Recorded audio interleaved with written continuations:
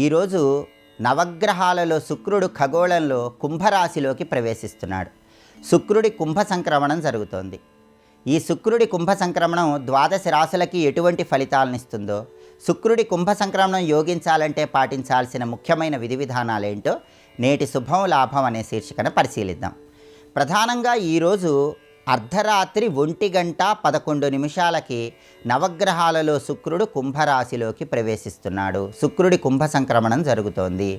మళ్ళీ శుక్రుడు మార్చి 2వ తేదీ మీనరాశిలోకి ప్రవేశిస్తాడు. అంటే మార్చి 1వ తేదీ వరకు శుక్రుడు కుంభరాశిలోనే ఉంటాడు. ఈ రోజు నుంచి మార్చి 1వ తేదీ వరకు శుక్రుడు కుంభరాశిలో ఉండటం వల్ల, శుక్రుడి కుంభ సంక్రమణం వల్ల ద్వాదశ రాశుల వాళ్ళకి ప్రత్యేకమైన ఫలితాలు కలుగుతాయి.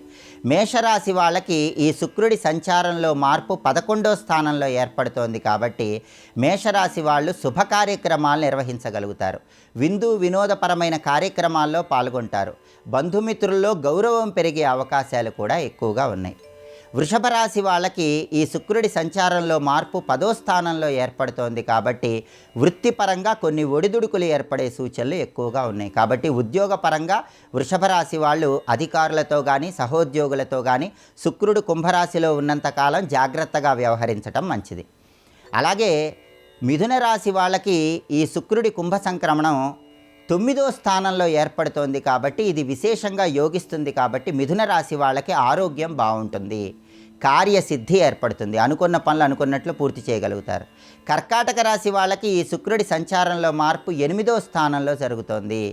8వ స్థానంలో జరగటం వల్ల వంశపారంపర్య ఆస్తులు కలిసి వచ్చే అవకాశం కర్కాటక రాశి వాళ్ళకి మార్చి 1వ తేదీ వరకు ఎక్కువగా ఉంది. భూములు, గృహాలు, స్థలాలు, పొలాలు ఇలాంటివి కలిసి రావడానికి వంశపారంపర్యంగా అవకాశాలు ఎక్కువగా ఉన్నాయి. అలాగే సింహరాశి వాళ్ళకి 7వ స్థానంలో ఈ శుక్రుడి కుంభ సంక్రమణం ఏర్పడుతోంది. కాబట్టి సింహరాశి వాళ్ళకి భాగస్వామ్య వ్యాపారాల్లో కొన్ని ప్రతికూల పరిస్థితులు ఎదురవటానికి, జీవిత భాగస్వామితో విభేదాభిప్రాయాలు ఏర్పడటానికి అవకాశాలు ఉన్నాయి. అలాగే ప్రధానంగా కన్యారాశి వాళ్ళకి ఈ శుక్రుడి కుంభ సంక్రమణం 6వ స్థానంలో ఏర్పడుతోంది. కాబట్టి కన్యారాశి వాళ్ళకి కొద్దిగా ఖర్చులు పెరిగే అవకాశాలు ఎక్కువగా ఉన్నాయి. ధనం ఖర్చు చేసే విషయంలో అప్రమత్తంగా వ్యవహరించాలి. ఆ తర్వాత తులారాశి వాళ్ళకి ఈ శుక్రుడి సంచారంలో మార్పు 5వ స్థానంలో జరుగుతోంది. కాబట్టి తులారాశి వాళ్ళు తల్లిదండ్రులకి ఆనందాన్ని కలిగింపజేస్తారు. సంతానంతో ఉన్న విభేదాభిప్రాయాలన్నీ తొలగిపోతాయి. తులారాశి వాళ్ళ మాటకు విలువ, గౌరవము పెరుగుతాయి.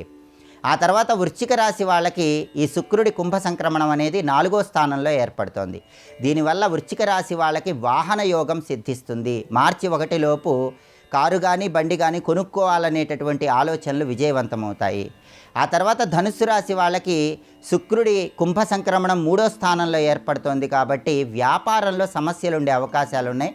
ప్రధానంగా భాగస్వామ్య వ్యాపారాల్లో ఇబ్బందులు ఏర్పడే సూచనలు ఉన్నాయి. భాగస్వామ్య వ్యాపారాలు చేసే ధనుస్సు రాశి వాళ్ళు భాగస్వాములతో జాగ్రత్తగా వ్యవహరించాలి. ఆ తర్వాత మకర రాశి వాళ్ళకి 2వ స్థానంలో శుక్రుడి సంచారంలో మార్పు జరగటం అనేది గృహంలో సుఖ సంతోషాలు వెల్లివిరిసేలాగా చేస్తుంది. కుటుంబంలో ఐక్యత పెరుగుతుంది. విందు వినోదపరమైన కార్యక్రమాల్లో పాల్గొంటారు. కుంభరాశి వాళ్ళకి వాళ్ళ రాశిలోకే శుక్రుడు మారుతున్నాడు కాబట్టి జన్మంలో శుక్రుడి సంక్రమణం ఏర్పడుతుంది. కాబట్టి కుంభరాశి వాళ్ళకి ధనలాభము, వస్తులాభము శుక్రుడు కలిగింపజేస్తాడు. కుటుంబంలో ఐక్యత పెంపొందింపజేస్తాడు. అలాగే విందు వినోదపరమైన కార్యక్రమాల్లో పాల్గొంటారు. మీనరాశి వాళ్ళకి ఈ శుక్రుడి కుంభ సంక్రమణం 12వ స్థానంలో ఏర్పడుతోంది. కాబట్టి ప్రధానంగా మీనరాశి వాళ్ళందరూ వాహనాల మీద వెళ్ళే వాళ్ళు జాగ్రత్తగా వెళ్ళాలి. అలాగే యంత్రాల మీద పనిచేసే మీనరాశి వాళ్ళు కూడా శుక్రుడు వ్యయస్థానంలోకి మారుతున్నాడు కాబట్టి యంత్ర పరికరాలకు సంబంధించిన రంగాల్లో ఉన్న వాళ్ళు ప్రత్యేకమైన జాగ్రత్తలు తీసుకుంటూ వాళ్ళ పనులు నిర్వహించాలి. ఇలా నవగ్రహాల్లో శుక్రుడు కుంభరాశిలోకి ప్రవేశించడం, శుక్రుడి కుంభ సంక్రమణం జరగటం అనేది ద్వాదశ రాశులలో కొన్ని రాశులకు అనుకూల ఫలితాలను ఇస్తుంది, కొన్ని రాశులకు వ్యతిరేక ఫలితాలను కలిగింపజేస్తుంది. అనుకూల ఫలితాలు రెట్టింపు చేసుకోవటానికి, వ్యతిరేక ఫలితాలు తగ్గింపజేసుకోవటానికి జ్యోతిష శాస్త్రపరంగా శుక్రుడికి ప్రీతిపాత్రమైన ధాన్యం అలసందలు కాబట్టి నానబెట్టిన అలసందలు మార్చి 1 లోపు వచ్చే శుక్రవారాలు గోమాతకు ఆహారంగా తినిపించాలి. అలాగే వీలైనప్పుడల్లా మార్చి 1 లోపు శుక్రవారం పూట 1.25 కేజీ అలసందలు తెల్లటి వస్త్రంలో మూటగట్టి దేవాలయంలో దానం ఇవ్వాలి. జ్యోతిష శాస్త్రపరంగా శుక్రుడికి అధిష్టాన దైవం రాజరాజేశ్వరి దేవి. కాబట్టి రాజరాజేశ్వరి అష్టకాన్ని ఈ సమయంలో వచ్చే శుక్రవారాలు పఠించడం లేదా శ్రవణం చేయటం, ఓం శ్రీ రాజమాతంగ్యై నమః అనే మంత్రాన్ని ఈ సమయంలో వచ్చే శుక్రవారాలు జపించుకోవటం ద్వారా కూడా శుక్రుడి కుంభ సంక్రమణం వల్ల వచ్చే వ్యతిరేక ఫలితాలు తగ్గిపోతాయి, అనుకూల ఫలితాలు రెట్టింపు చేసుకోవచ్చు. ఇలా శుక్రుడి కుంభ సంక్రమణం సందర్భంగా ప్రత్యేకమైన విధి విధానాలు పాటించి ద్వాదశ రాశుల వాళ్ళు వ్యతిరేక ఫలితాలు తగ్గింపజేసుకోండి, అనుకూల ఫలితాలు రెట్టింపు చేసుకోండి.